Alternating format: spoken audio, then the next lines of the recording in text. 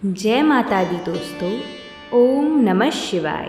भक्तों, स्वागत है आपका गंगा व्रत कथा में, जहां आपको मिलती हैं हमारी धर्म, संस्कृति और परंपराओं से जुड़ी पावन कथाएं। आप सभी को दुर्गाष्टमी की बहुत बहुत शुभकामनाएं। आज नवरात्रि का 8वां दिन है। आज दुर्गाष्टमी के दिन माँ दुर्गा जी की 8वीं शक्ति का नाम माता महागौरी है। नवरात्रि में 8वें दिन माता महागौरी शक्ति की पूजा की जाती है। इनका रूप पूर्णतः गौर वर्ण का है। इनका रंग शंख, चंद्र और कुंद के फूल के समान है। आज हम सर्वप्रथम गणेश जी महाराज की कथा को सुनेंगे, ताकि हमारे पूजन के सभी संकट और विघ्न दूर हों और माता गौरी हमारी पूजा स्वीकार करें। उसके पश्चात माता महागौरी की कथा को सुनेंगे और अंत में माता लक्ष्मी की कथा को सुनकर व्रत को पूर्ण करेंगे। क्योंकि आज के दिन कन्या पूजन भी किया जाता है, इसलिए माता हमारे घर में भी पधारी और अपना आशीर्वाद देकर हमारा घर धन धान्य से भर दें। मेरी आपसे प्रार्थना है कि इन कथाओं को बीच में छोड़ के इनका निरादर ना करें, कथाओं को पूरा जरूर सुनें। तो आइए माता का जयकारा लगाते हुए कथाओं को शुरू करते हैं। जयकारा महामाई दा, बोल साचे दरबार की जय। एक नगर में 2 देवरानी और जेठानी रहा करती थीं। देवरानी के पास बहुत धन था, लेकिन जेठानी गरीब थी। जेठानी गणेश जी की बहुत आराधना करती थी। वह अपनी देवरानी के घर आटा पीसने जाती थी। जिस कपड़े से वह आटा छानती थी, उस कपड़े को घर लाकर पानी में घोलकर अपने पति को पिला देती थी। एक दिन देवरानी के लड़के ने देख लिया और अपनी माँ से बोला कि माँ, ताई यहाँ से आटे का कपड़ा ले जाकर ताऊ जी को घोलकर पिला देती हैं। देवरानी बात सुनकर बहुत गुस्सा हुई और जेठानी को बोली कि मेरे घर से आटा छानने के बाद कपड़ा यहीं पर रखकर हाथ धोकर जाया करो। वह ऐसा ही करने लगी, लेकिन जब वह घर जाती तो उसका पति बोलता कि मुझे आटा घोल कर दे। जेठानी ने बोला कि आज उसने आटा छानने का कपड़ा रख लिया है। तब उसका पति गुस्से में आकर उसको मारने लगा। उस रात वह दर्द में गणेश जी करती सो गई। गणेश जी आए और उन्होंने पूछा कि क्यों सो रही है। वह बोली कि मेरी देवरानी के आटा छानने वाला कपड़ा मैं लाकर पति को घोलकर पिला देती थी। आज उसने कपड़ा रख लिया, मैं पिला नहीं सकी, इसलिए मेरे पति ने मुझे मारा है। गणेश जी ने कहा, मैं घर घर से तिलकूट खाकर आया हूँ, इसलिए मुझे शौच जाना है। कहाँ पर जाऊँ? उसने कहा कि महाराज, बहुत जगह पड़ी है, कहीं पर भी चले जाओ। गणेश जी शौच करके वहाँ से चले गए। थोड़ी देर बाद जब उसने उठकर देखा कि सारा घर तो हीरो से जगमगा रहा है, वह धन को इकट्ठा करने लगी तो देवरानी के घर जाने में देर हो गई। देवरानी ने लड़के को भेजा कि देखकर आओ, आज ताई क्यों नहीं आई। लड़के ने आकर देखा कि ताई के घर में तो बहुत सारा धन हो रहा है। उसने जल्दी से जाकर अपनी माँ को बताया। देवरानी दौड़ती दौड़ती आई और पूछा कि तेरे यहाँ इतना धन कहाँ से आया। तब जेठानी ने सारी बात बता दी। इतनी सुनकर देवरानी घर पर आई और अपने पति से बोली कि मुझे भी लकड़ी से मारो। जेठानी के पति ने उसे लकड़ी से मारा था, उसके घर बहुत धन हो गया है। उसका पति बोला कि तू धन की भूखी क्यों मार खाती है, लेकिन वह नहीं मानी। उसके पति ने उसे खूब मारा। वह सारा मकान खाली करके गणेश जी का नाम लेकर सो गई। गणेश जी आए और बोले कि मैं घर घर से तिलकूट खाकर आया हूँ, इसलिए मुझे शौच जाना है, कहाँ पर जाऊँ। तब वह बोली कि महाराज, मेरे तो बहुत बड़ा मकान है, कहीं पर भी चले जाओ। गणेश जी शौच करके वहाँ से अंतर ध्यान हो गए। थोड़ी देर बाद वह उठकर देखती है तो उसने देखा कि घर में बहुत सारा कूड़ा कचरा रखा हुआ है। यह देखकर वह बोली कि महाराज, आपने तो मेरे साथ कपट किया है जेठानी को तो इतना सारा धन दिया और मुझे कूड़ा करकट दिया है। गणेश जी वहाँ आए और बोले कि तू धन की भूखी मार खाई और वह धर्म की भूखी। देवरानी बोली कि महाराज, यह सब कूड़ा कचरा समेटो, मुझे तो धन नहीं चाहिए। तब गणेश जी ने कहा कि तेरे पास जितना धन है उसमें से आधा जेठानी को दे दे, तब यह सब कूड़ा कचरा समेट लूंगा।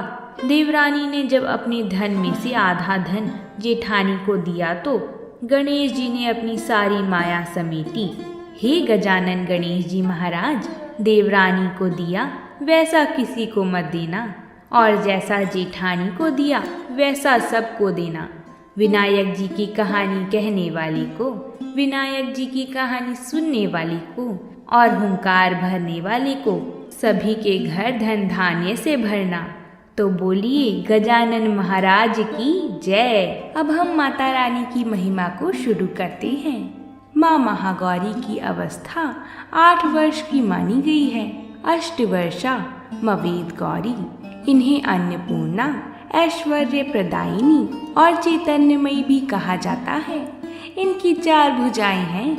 इनका ऊपर वाला दाहिना हाथ अभय मुद्रा में है तथा नीचे वाला हाथ त्रिशूल धारण किए हुए है।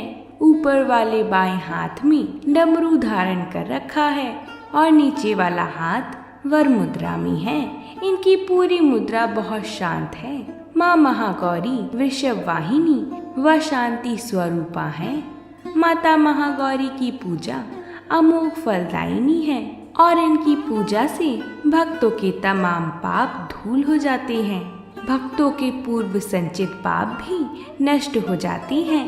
माता महागौरी का पूजन अर्चन उपासना आराधना कल्याणकारी है। इनकी कृपा से अलौकिक सिद्धियां भी प्राप्त होती हैं। दैन्य दुख उसके पास कभी नहीं जाते। वह सभी प्रकार से पवित्र और अक्षय पुण्य का अधिकारी हो जाता है। कहते हैं जो स्त्री माँ की पूजा भक्ति भाव सहित करती है उनके सुहाग की रक्षा देवी माता स्वयं ही करती हैं। आइए माता महागौरी की कथा को सुनते हैं। जब पार्वती जी ने शिव जी को पति रूप में प्राप्त करने के लिए कठोर तपस्या की थी, घोर तप के कारण से इनका शरीर काला पड़ गया था। इनकी तपस्या से प्रसन्न होकर भगवान शिव ने इनके शरीर को गंगा जल के पवित्र जल से धोकर कांतिमय बना दिया था। उनका रूप गौर वर्ण का हो गया था, इसीलिए यह माता महागौरी कहलाई।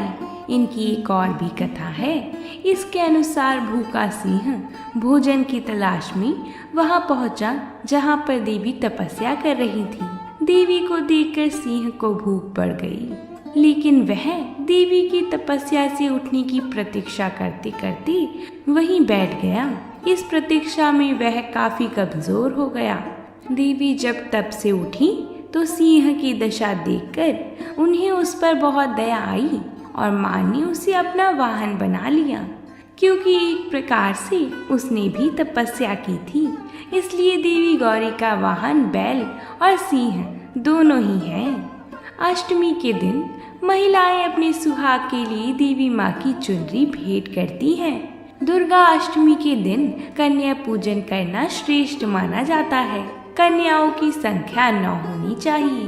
कन्याओं की आयु 2 साल से ऊपर और 10 साल से अधिक न हो। भोजन कराने के बाद कन्याओं को दक्षिणा अवश्य देनी चाहिए। भोजन के रूप में हलवा तथा पूरी का विशेष महत्व है।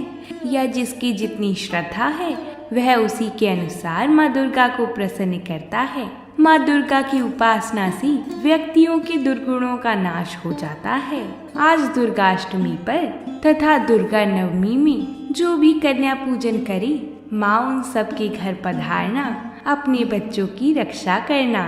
तो बोलिए माता महागौरी की जय, माता दुर्गा की जय। आइए अब माता लक्ष्मी की एक बड़ी ही रोचक कथा को सुनते हैं। प्राचीन काल की बात है। एक गांव था। वहां पर एक रमेश नाम का आदमी अपनी पत्नी सुशीला और अपने 3 बेटों के साथ रहता था। रमेश अपना और अपने परिवार का पेट पालने के लिए जंगल में लकड़ियां काट कर लाता और फिर उन्हें बेचकर अपना गुजारा करता था। रमेश माता लक्ष्मी का बहुत ही बड़ा भक्त था। वह हमेशा उन्हीं की धुन में खोया रहता था।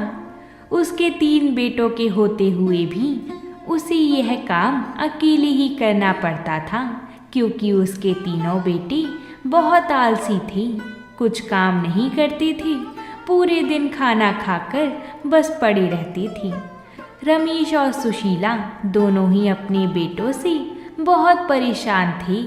एक दिन दोनों आपस में बात करते हैं। सुशीला कहती है, सुनिए जी, मुझे अपने पुत्रों की हमेशा चिंता लगी रहती है कि हमारे बाद इनका क्या होगा।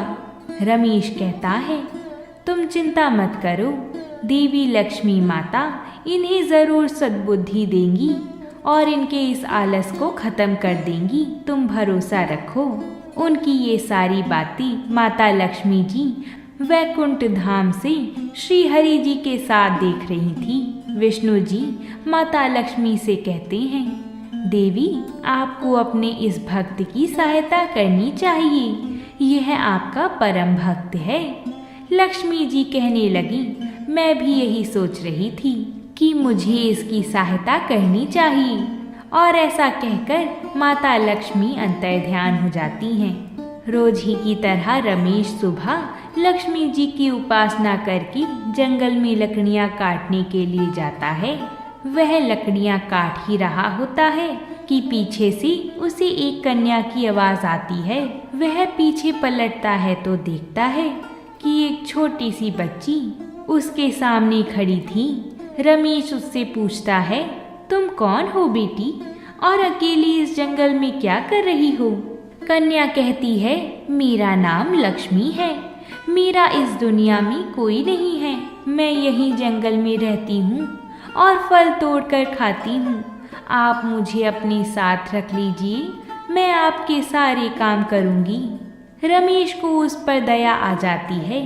रमेश सोचता है, मैं इसे कैसे अपने साथ रख सकता हूँ, हमारे पास तो खुद खाने के लिए पर्याप्त भोजन नहीं होता, तो मैं इसे क्या खाने को दूंगा। फिर वह कन्या कहती है, क्या हुआ, आप मुझे अपने साथ नहीं ले चलेंगी? वह इतने मीठे स्वर और प्रेम से यह बात कहती है कि रमेश का हृदय पसीज जाता है और वो उसे अपने साथ रखने के लिए मान जाता है। वह कहता है, जहाँ मैं अपने 3 आलसी बेटों को खिला सकता हूँ तो इसे भी खिला ही दूंगा। रोज थोड़ा ज़्यादा काम कर लिया करूँगा, इसमें कौन सी बड़ी बात है।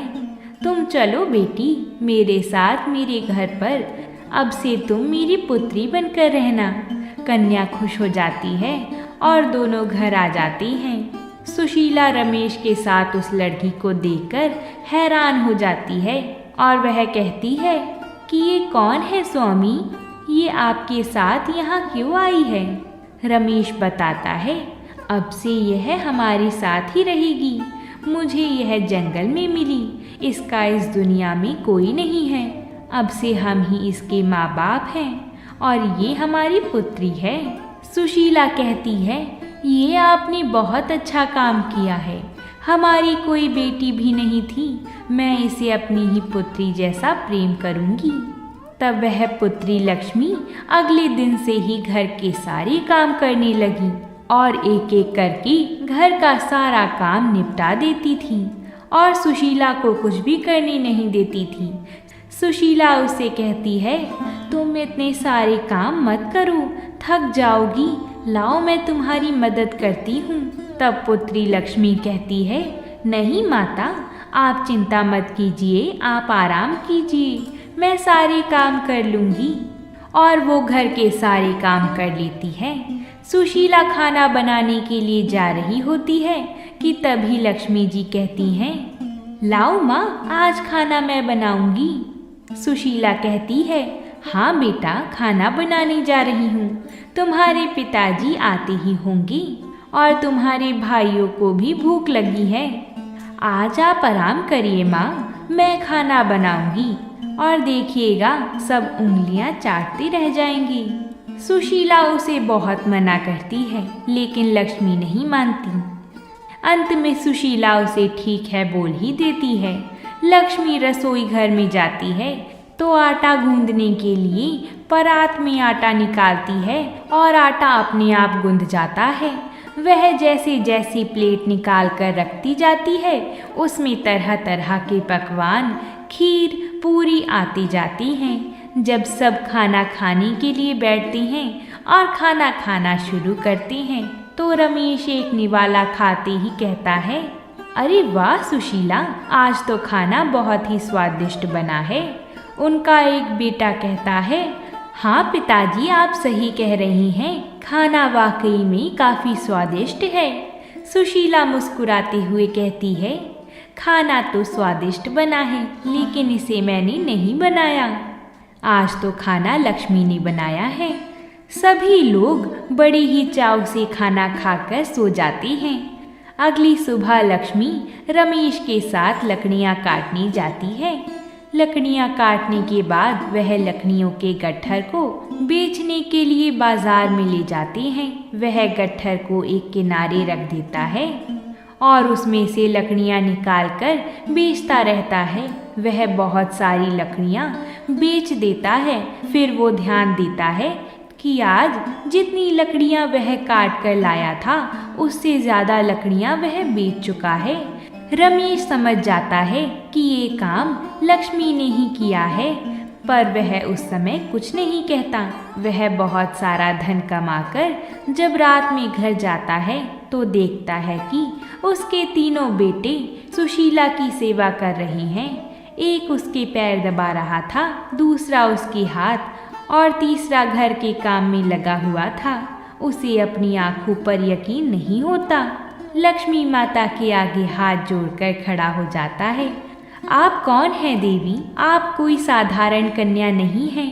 कृपया करके हमें अपना असली रूप दिखाइए। तब माता लक्ष्मी अपने असली स्वरूप में आ जाती हैं। घर के सारे लोग उनके सामने हाथ जोड़कर खड़े हो जाते हैं।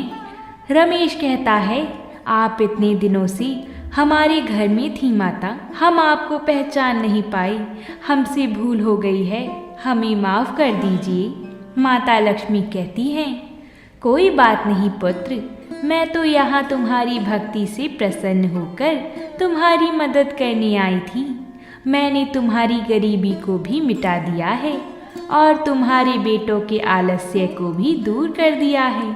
अब तुम आराम से अपना जीवन जी सकती हो।